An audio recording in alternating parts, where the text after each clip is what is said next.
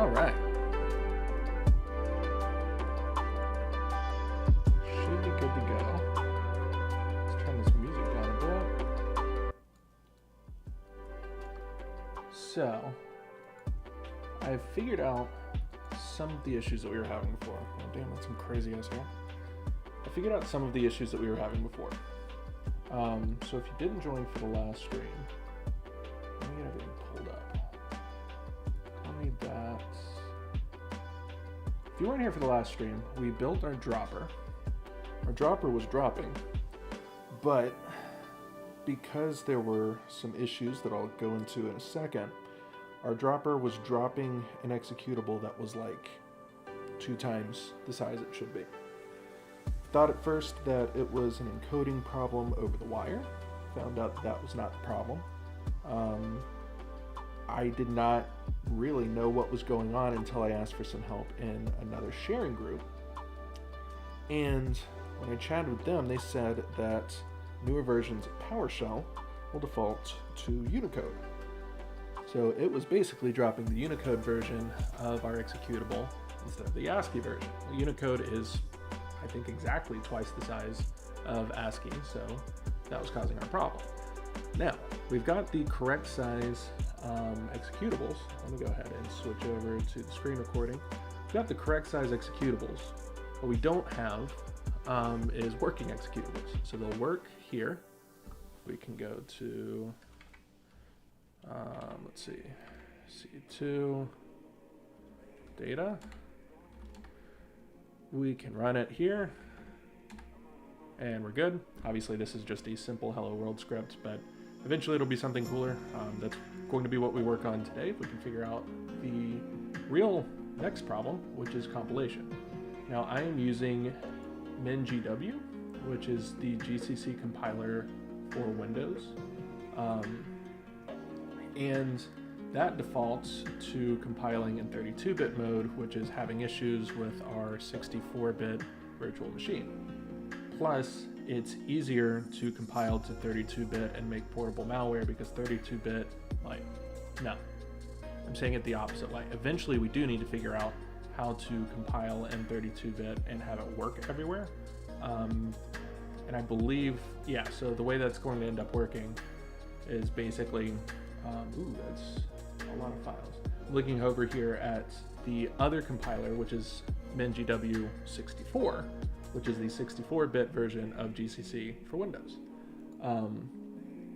So basically, I'm going to change the name of this, 64. That should be fine. Basically, the way this should work is I should be able to now open up a new version of Commander. Or not? Question mark? Oh, this is in my VM. That's why. Commander. So I should be able to open up a new version of Commander. Should have had my path set up correctly. GCC 64 version. Yep, okay. So we've got GCC 64, and the target should be 64-bit Windows. So it's actually x86 64, which is exactly what we need it to be.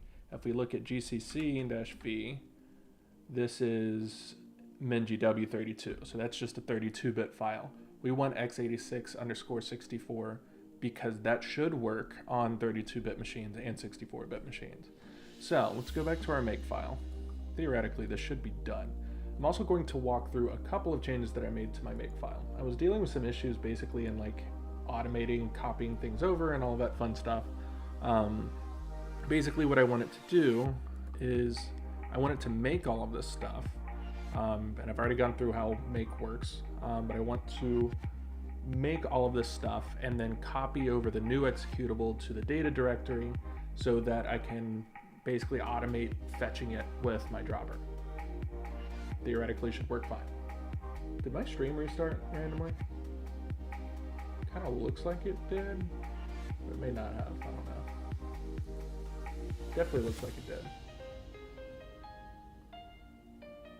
That's weird. Okay, so basically what this does is it makes everything, and then it will run the copy.bat file, which is just a batch file that will delete the old version of main.exe and the data directory, which is where C2 is hosting our executable, and then it will copy the new version over. Simple as. Then the clean will just basically delete everything. So it'll change into the directory that we want to delete from, and then delete all of the xe's and all of the o's. Simple. So I'm going to run make clean. And what we need to do now is change this over to GCC 64, change this over to GCC 64, and this should still work. Fingers crossed. Let's go ahead, I'll go ahead and demonstrate this part at least works. We're gonna delete the main file from the directory. We're gonna make, and we have nothing.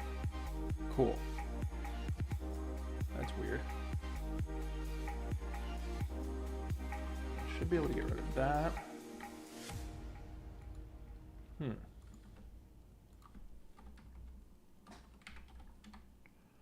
Okay, so this is an old terminal. That might be part of the problem. Let me kill that terminal. That terminal should be fine to stay open. We're gonna split this over.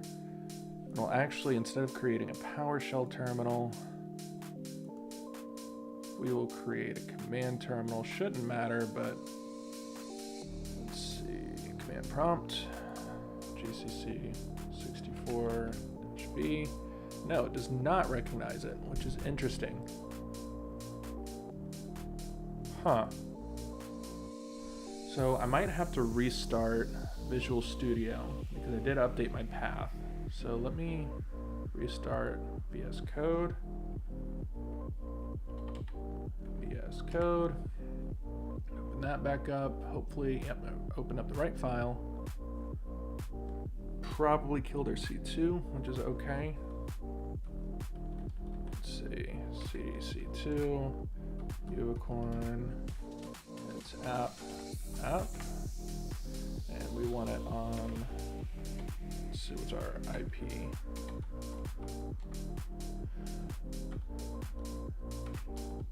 Host, 92.168.156. Port should be fine. I believe I'm using port 8000 on that anyways. Let me make sure.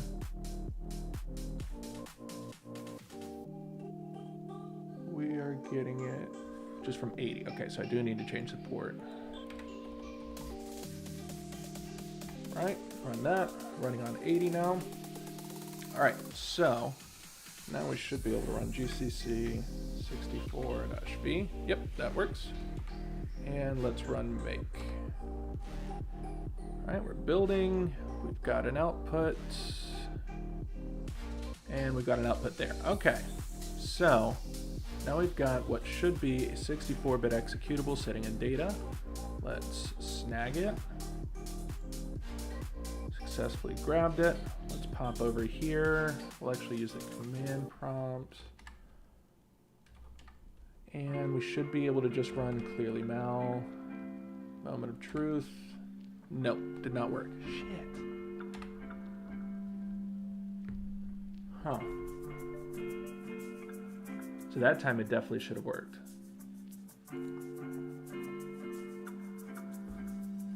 Let's delete, run again.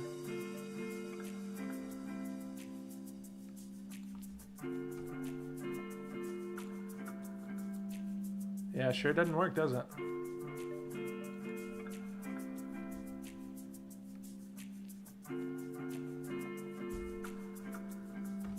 Let's just try running it with the 64-bit flags. So let's do -m64. See if that works. Make clean. Make again.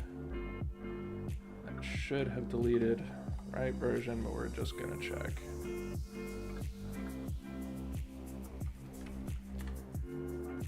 Again. All right, let's go back to our VM, clear this out, run it. Nope. That sure isn't working. Wrong one.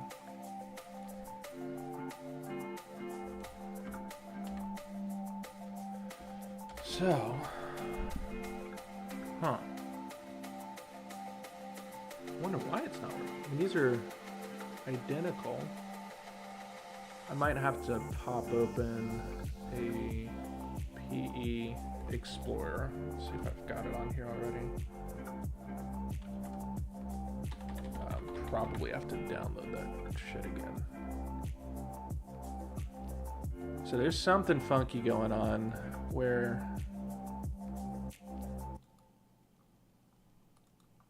it ain't working.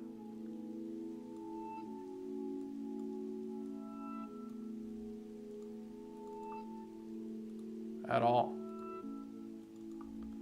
Let's change the encoding again, just to kind of play around with it. I'm not going to spend a ton of time on this tonight because it kind of took up all of the time for the last stream and that was kind of boring. So GCC 64 should be building 64-V. So it's building for x86, x64.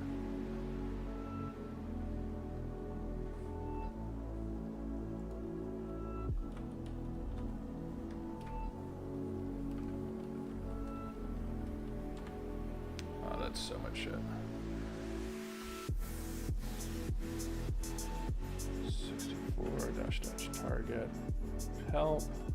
We're going to output that to target-help.txt. You can read it a little bit easier. Now, we could try it with 32-bit and see if that works. It couldn't hurt.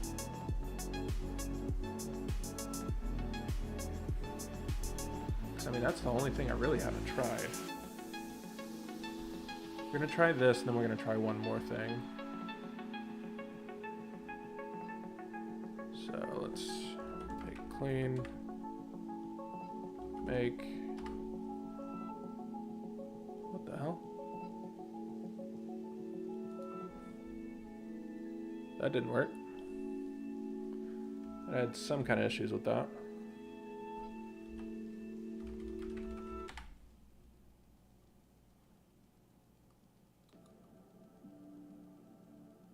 What in the world?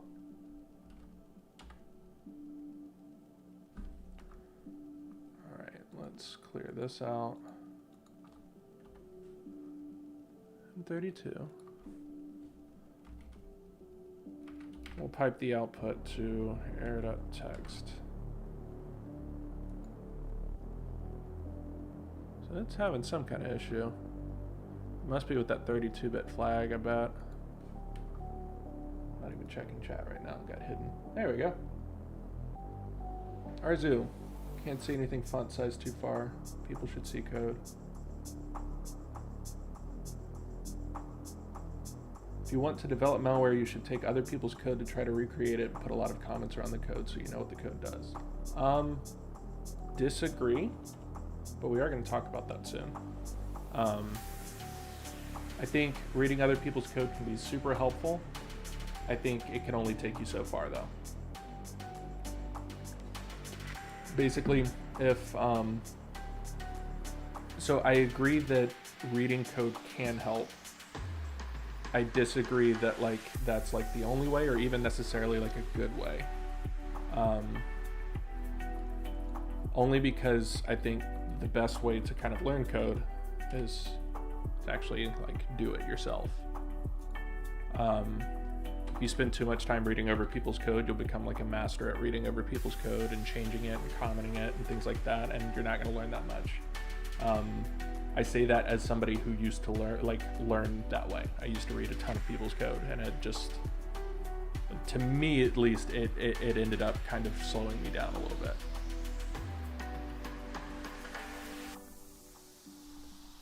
So let's see if, let me make sure that main.exe will run on my PC. So we're going to go to It'll be in documents / RE stuff.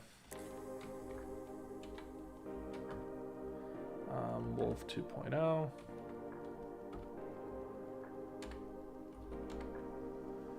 Let's run main.exe. Works on our PC. We're on a 64-bit PC. Does not run on the VM. Ah, that's annoying. So let's go ahead and download sysinternals.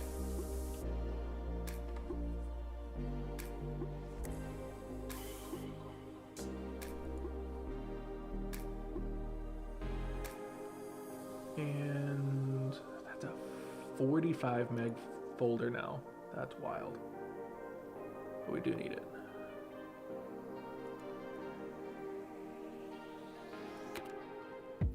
So let's extract all of this into PC, program files,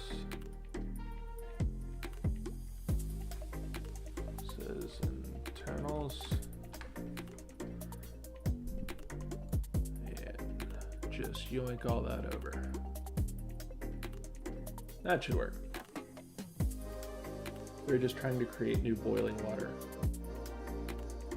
Oh, I forgot to read your other message. Agreed, but initially my point is that you shouldn't just read it, you should recreate it and fully understand it. And the thing is, we're engineering malware, so everything is already created. Yeah? So certainly the stuff that I'm doing is nothing new. Let's see, path.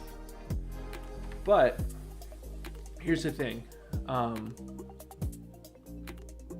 There is new stuff coming out. There's new ways to do things, and you might be doing the same thing, but you're doing it in a unique way, which in itself, I mean, it's not necessarily useful as like somebody who's operating malware, but it's super useful as somebody who's researching malware, if that makes sense. Somebody who's operating malware, it's not as cool or fun or interesting to just do new things in new ways for the sake of doing new things in new ways. Like, that's not really your job. As a malware researcher who does things the way that I do, like reverse engineering, who like writes malware to learn more about malware, that's kind of the whole purpose.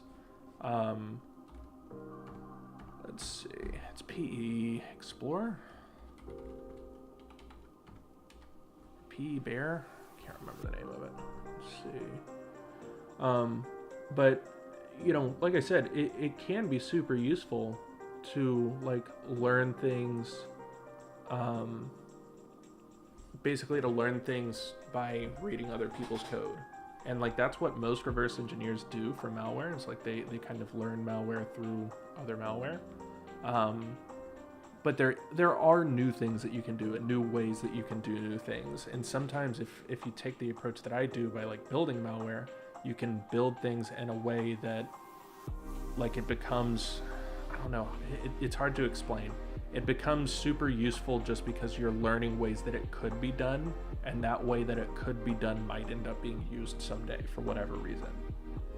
So I don't know if that makes sense at all, but that's kind of like one of my bigger purposes.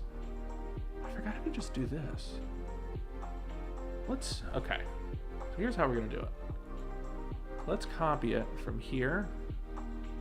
This is such a dumb, stupid, dumb thing I can do. We're gonna just straight up copy it. We're not gonna worry about like the dropper.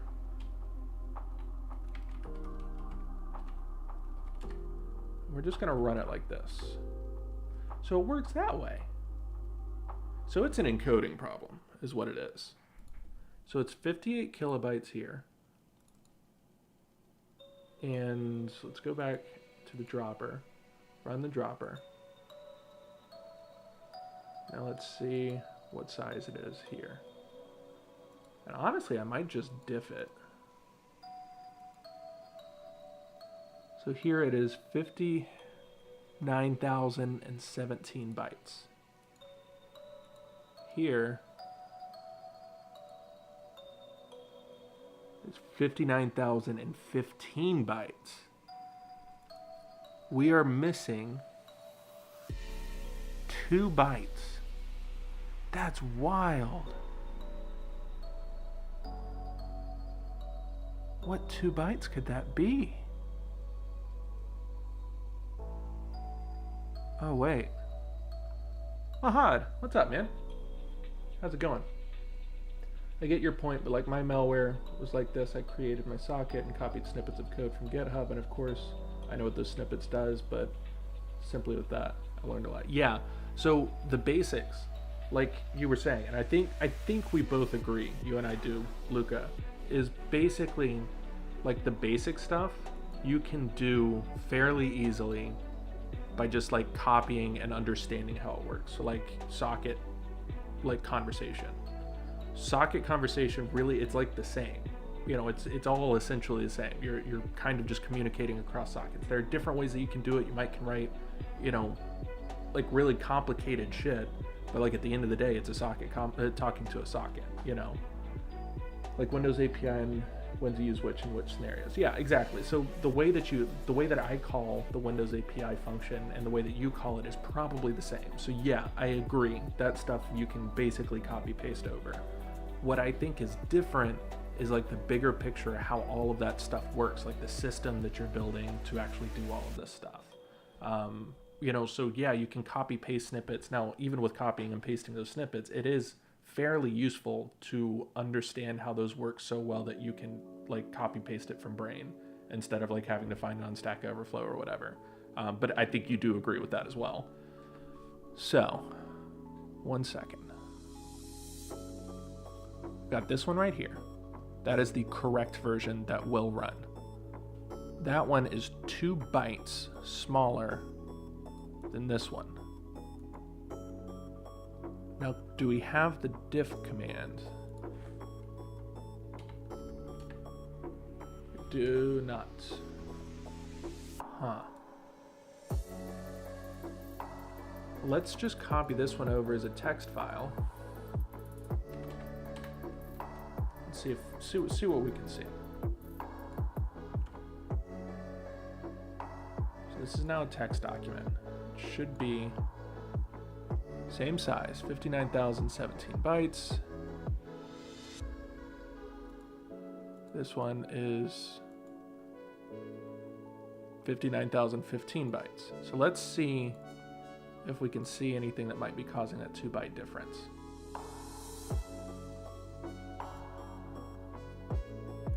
They're like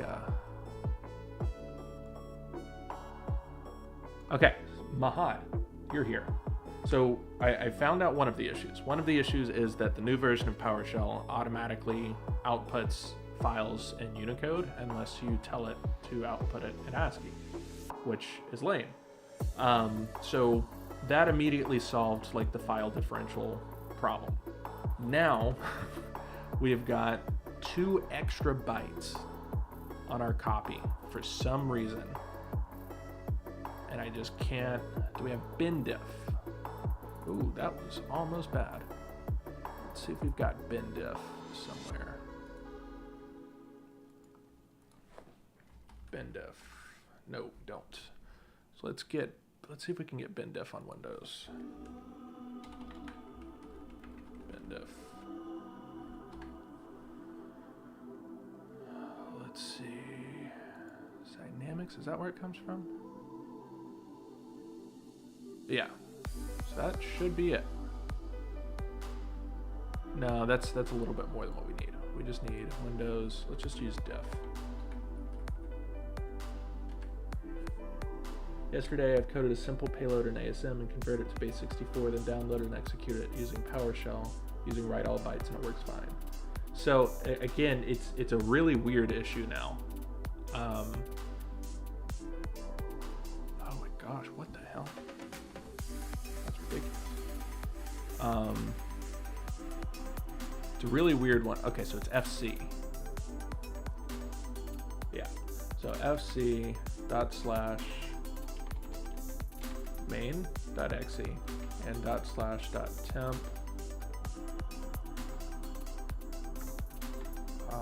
Yeah, no. What's it called? So now it's a weird one. Now our issue is that the file being dropped is 2 bytes, literally 2 bytes larger than the real one, which makes 0 sense. Like, completely 0 sense. It's the correct encoding. We know that now. B64 ASCII.exe. Not open what? FC main.exe and temp clearly mal underscore B64 underscore ASCII.exe. Well, that's like, yes, I know it's longer. So what if we did this? Like this, just, that's the least helpful thing possible. And output it to def. Now let's do notepad def. All right, comparing files main.exe.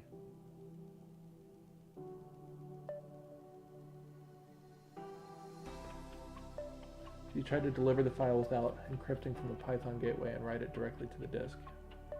Check if it's a valid PE file. So yeah, that's basically what we've done here. So this version right here on desktop, if we go to desktop, this is literally just copied over, and this works. So if we go back here and run main.exe, this works fine. If we go to .temp and run clearly mal, it does not work because there are 2 extra bytes on clearly mal, the version that we copied over. And I just have no idea where those 2 bytes are coming from. Like none. I'm thinking, let's just go in here and I'm just gonna do something real dumb. It's only dumb if it doesn't work. We're just gonna remove this line. Then we're going to save it, not as a .text, but as a .exe.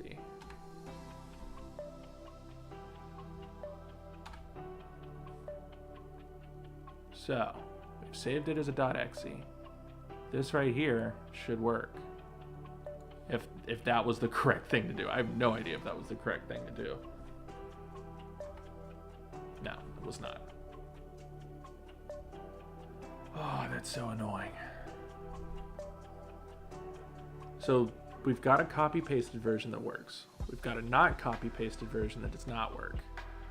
If we look at this one now, so now it's the same size. That was not the bytes that I needed to remove. So that versus that. No, it's not the same size. So I didn't remove enough bytes. Let's just, I mean, we can keep trying here.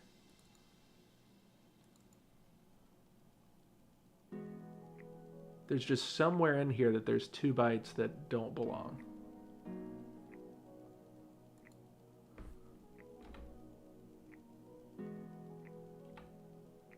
That might be it. So we're gonna save that. We're gonna rename this test.exe. We didn't do, okay. View. I can't remember how you do it. It's options, something to show file extensions. That's what we need. So here we just remove 2 bytes, and let's see if it's just literally adding null bytes to the end. Because that very well might be it. Change settings.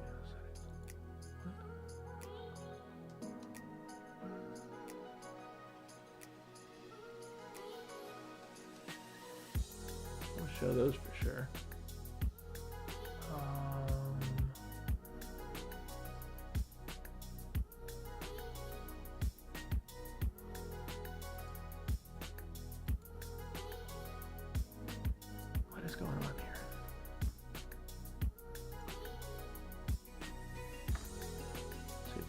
Yeah, that did it.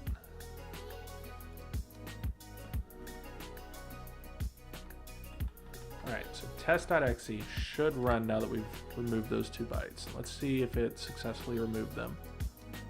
Now it's 14 bytes, so now we might have actually screwed up. Let's run test.exe. Nope. Shit. Oh, that's annoying.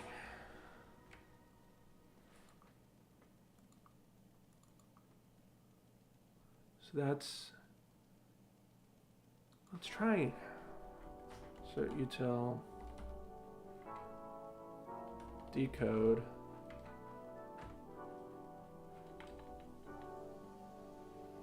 underscore enc.exe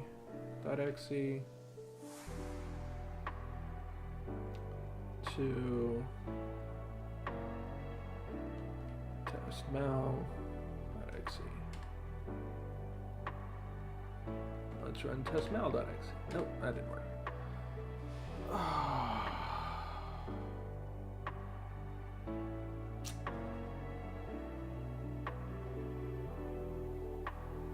So there's 2 bytes being added somewhere.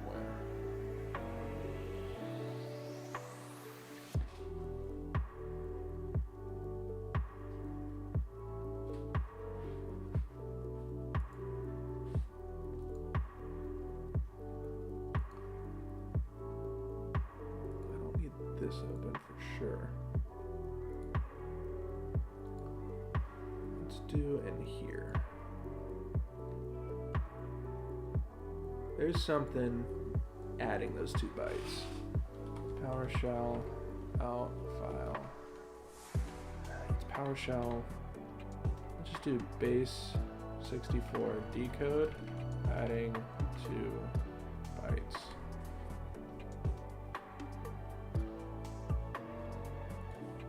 PowerShell.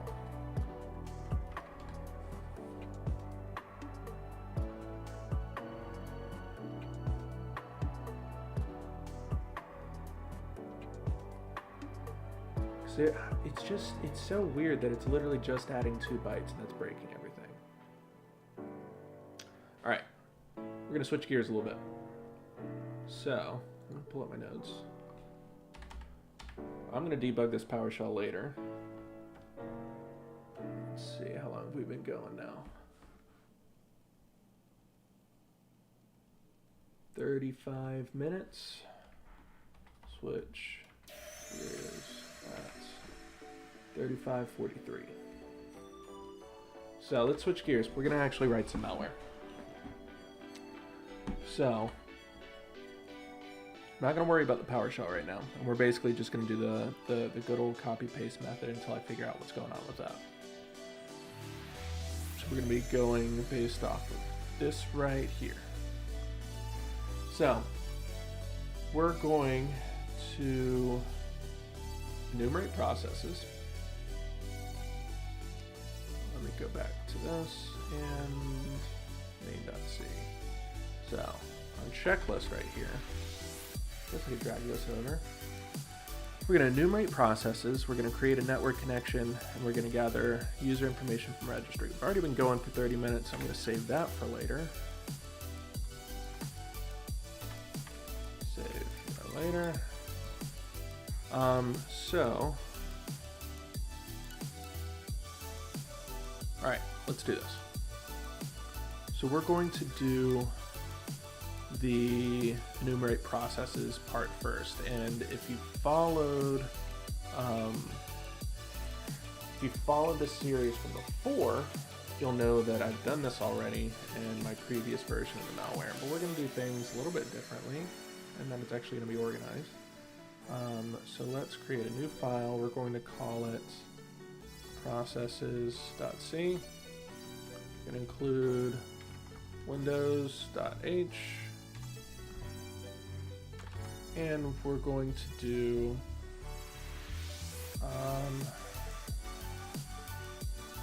let's do carstar enum procs, and that's where we're going to start.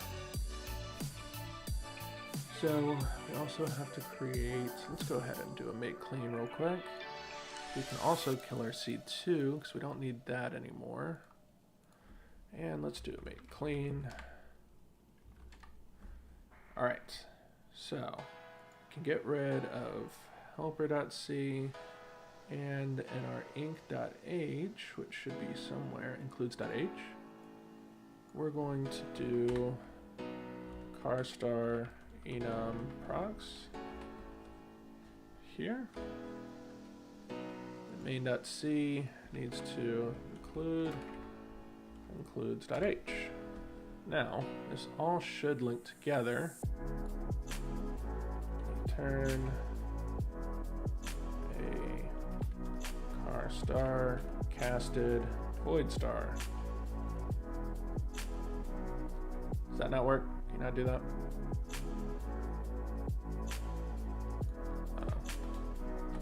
Let's just do it this way. Void pointer, PTR, and cast pointer. Does that work? Yeah, that works. All right, so we need to change our make file now to that, and we need to do, let's see, it will end up being processes.o. So let's do a quick make. Nope, that didn't work.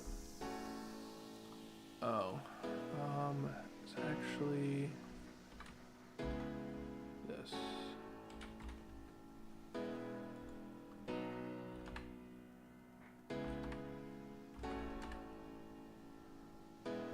Oh, still looking for helper.o. Why is it still looking for helper.o? Definitely should not be. Main.o, processes.o. What? Oh, I bet I still have helper in there. No, I don't either. Huh. Where's helper at then?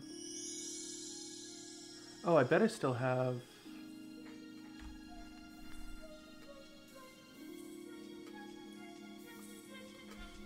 Don't need this anymore. Let's go ahead and get rid of that. Let's do a make clean. Make again. Make on 11. What is it finding helper? Should be finding helper anywhere.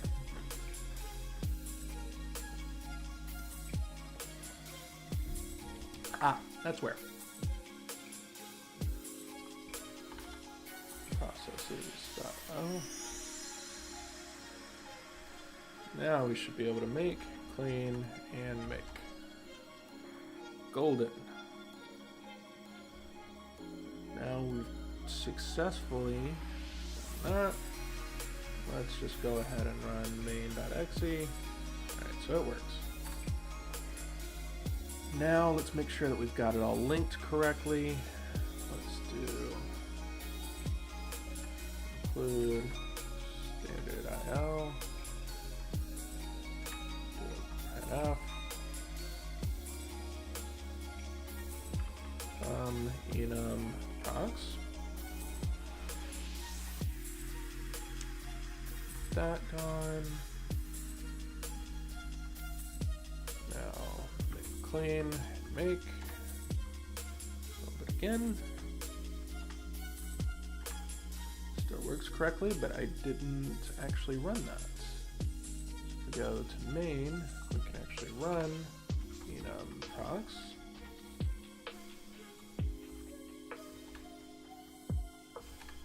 Make clean and make. Get it? Yep, okay. So, we are correctly linking everything, which in itself is a challenge sometimes. Now let's start actually enumerating the processes.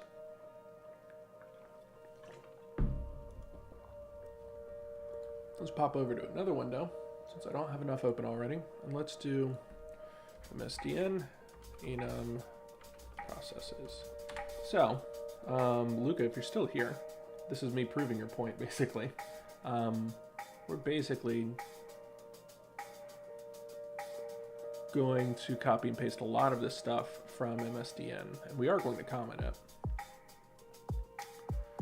So we need a dword pointer to array that receives a list of process identifiers, size of the p process IDs array in bytes, the number of bytes returned in the p processes ID. So let's see if we can look at, no, I guess we can't.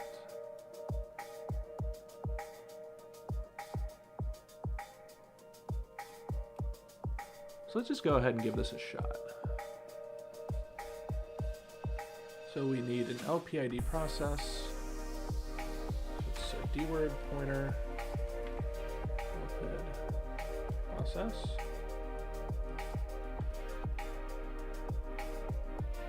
We need dword for count bytes.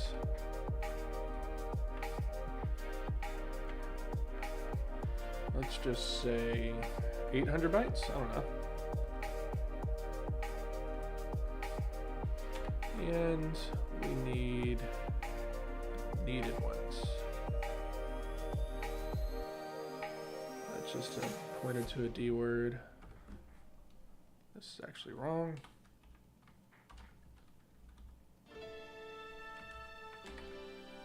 P dword needed bytes. So let's just go ahead and call it. Or do enum processes. That didn't work.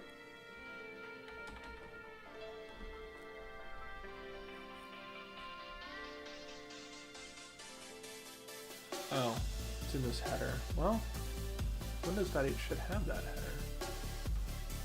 Let's see, PS API. Sure does it, does it?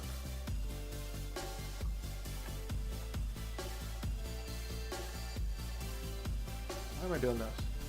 This might be part of the problem.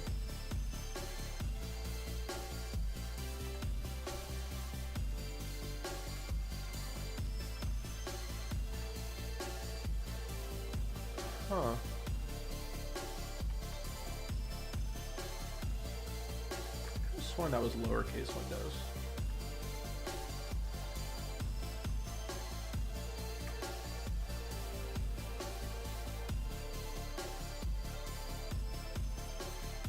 Let's just go ahead and try include PS API.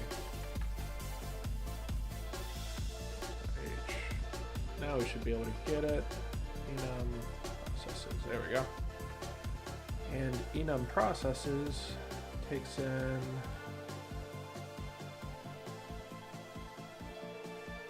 the LPID process. So let's go ahead and copy paste this into a comment.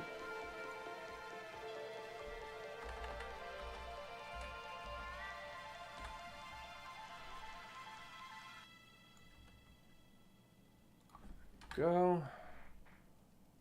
So it takes that LPID process, takes CB, and it takes LPCB needed.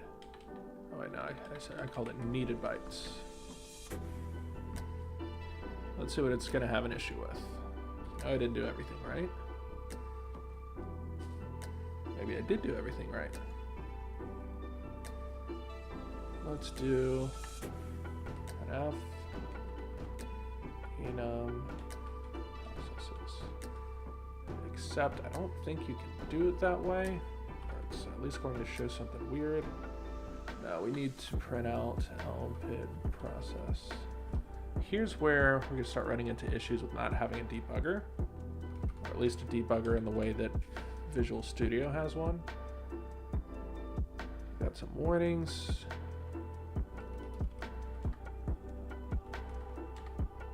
Sure that it will in fact, yeah, so it does create main.exe, so we can kind of ignore the warnings right now. Main.exe. Okay, so it's printing out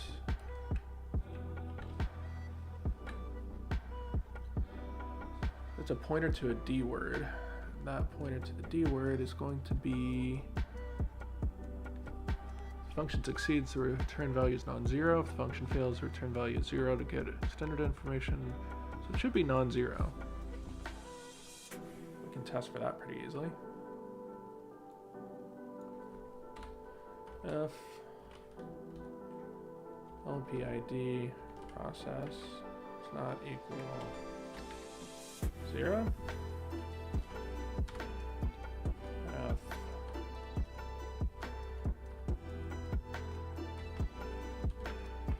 successfully gathered information, process information. Go. Make clean, make, run it. Yeah, so that is successfully getting that info.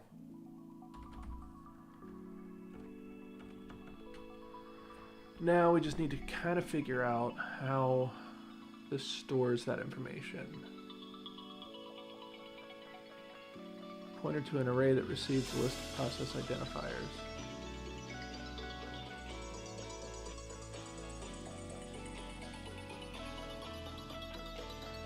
What are the identifiers themselves is the question.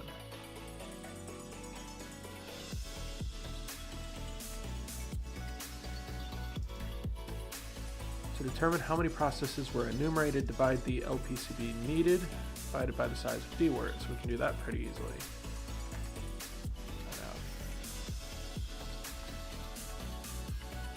Number of processes running, percent D. We're going to do needed bytes. Might have to dereference it actually. Needed bytes divided by size of keyword.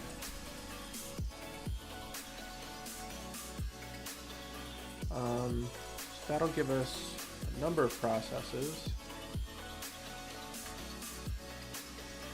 Let's actually go ahead and extract that out in an int.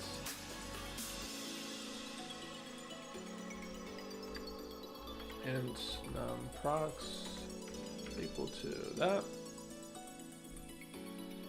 It should return a clean integer. It might not though. We'll see. And let's see what else we need to do. Let's actually go ahead and run that, make sure that we're doing it correctly.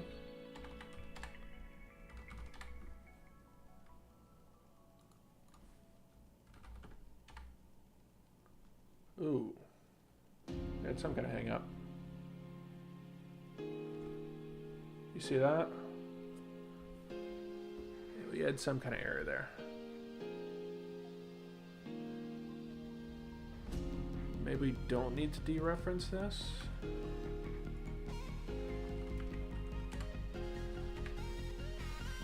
Let's try that. Yeah, no, that threw an error. LPD word, aka long unsigned int. No, long unsigned int. Yeah, you definitely do need to dereference that. We're gonna cast it as an int. See if it'll let us do that. I tend to doubt it will. Need to dereference it, then cast it.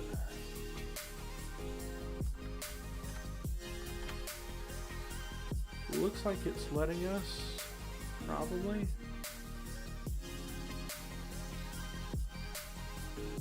Let's see. Nah, that's throwing an error somewhere. Well, let's see if it's throwing an error here.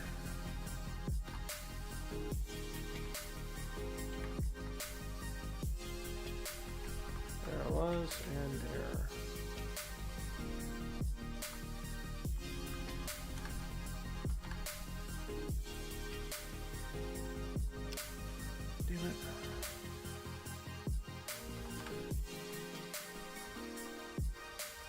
So here, Shouldn't get anything printed out. Okay, so something's erroring, I'm assuming here.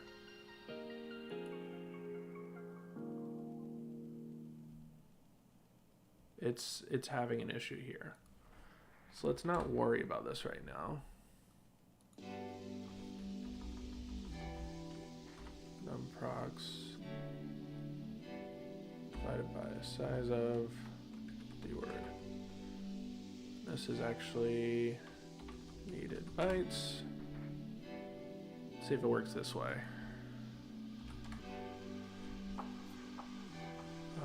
Let's do make clean, make.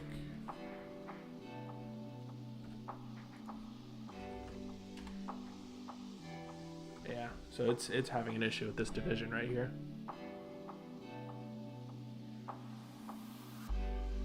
Well, is it the division or is it the printing?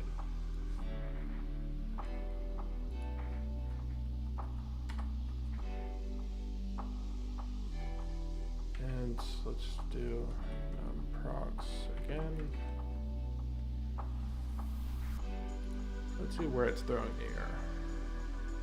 Because we don't have a debugger at the moment, we kind of have to do it the hacky way. Make.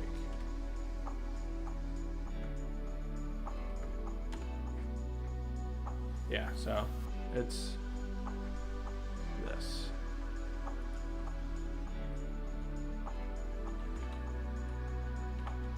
Unsigned, I think it was unsigned long. Unsigned long. So that's a long D word. That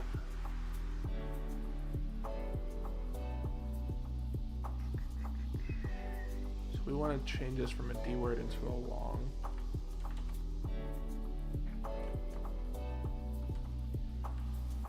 Let's see if that casting works.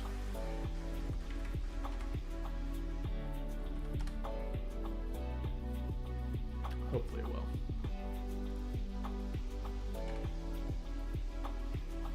Did not. Oh, that's annoying.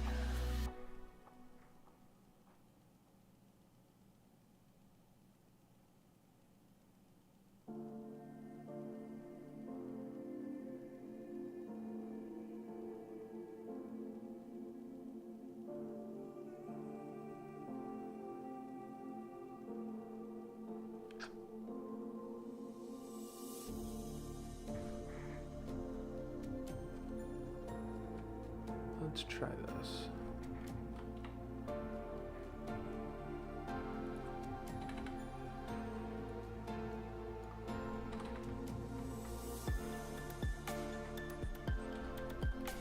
Needed bytes. And we'll just do needed bytes.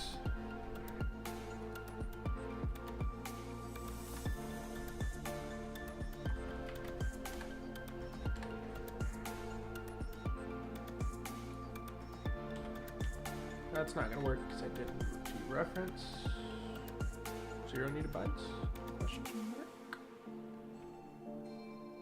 Huh.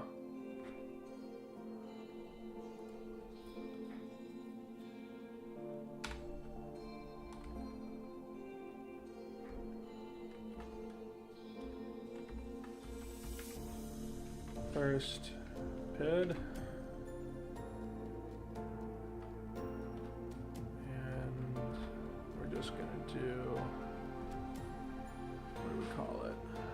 LPID process. Process.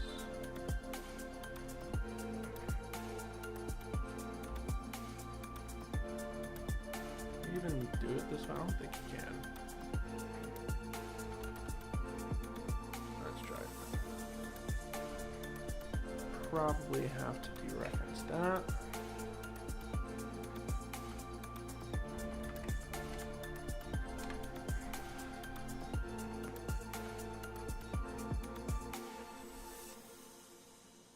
Yeah, so that's PID, I think. 946.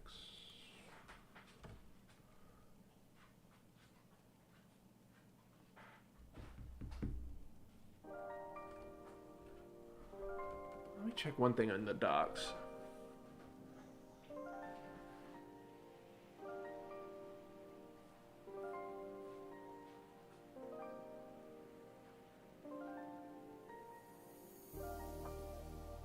So this is saying the number of bytes returned in the P process IDs array.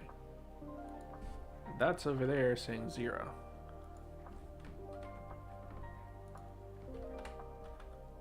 That ain't right.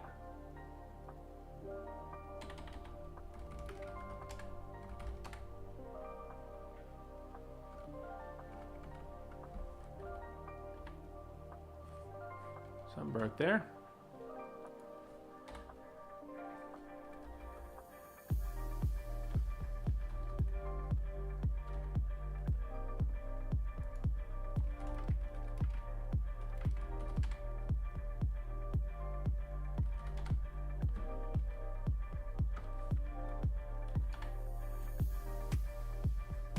Yeah, something's broken there. So that's saying CB is 0, which ain't it. And if we look here, let's see. Look at the PIDs, which we may not be able to do here by default.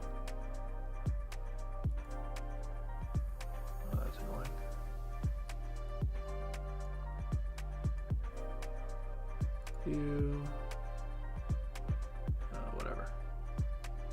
So we've got some issue here. It's a weird one. It's not actually writing out.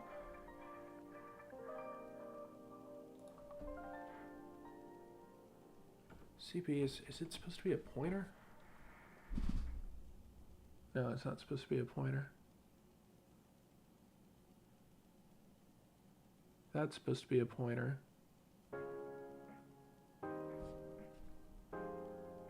It's supposed to be a long pointer. That is.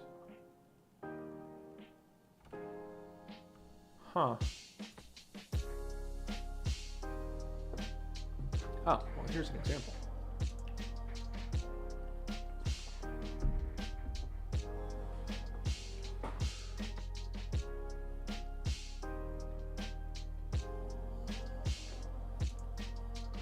Part of the problem is you're not doing this.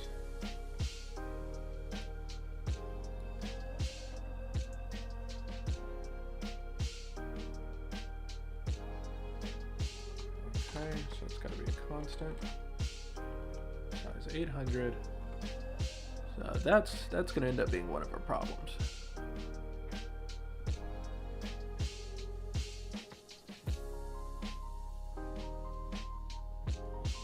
Size of A processes.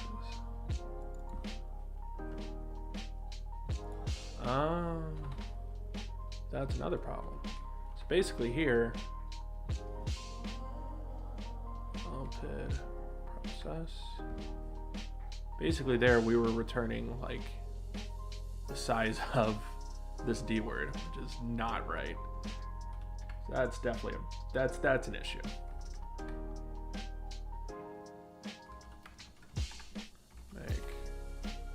That should work a little bit better, at least. Few bytes, 1 byte. Nope, that ain't right either. All right.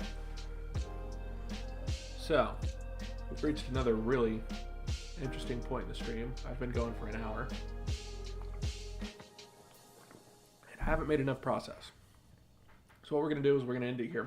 And next stream, which will be on Friday, I'm going to say. Let me check. Should be Friday.